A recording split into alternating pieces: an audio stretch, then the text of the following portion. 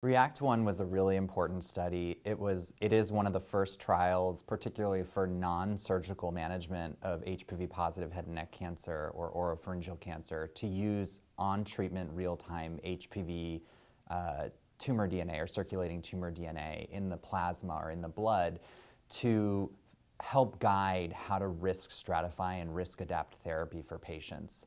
So we know by giving standard chemoradiation, patients have increased morbidity.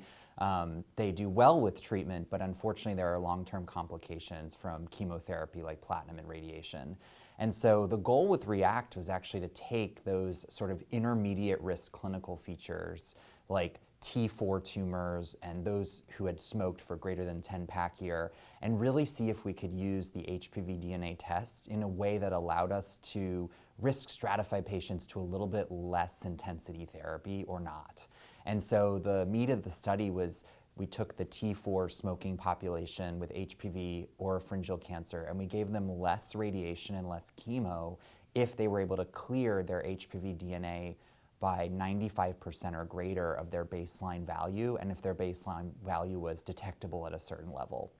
So it's a really exciting study, and in that group who we de-escalated, we saw pretty solid 2-year progression-free survival outcomes, around 90%, which is pretty good if you look back at a comparable population getting standard chemoradiation in the past.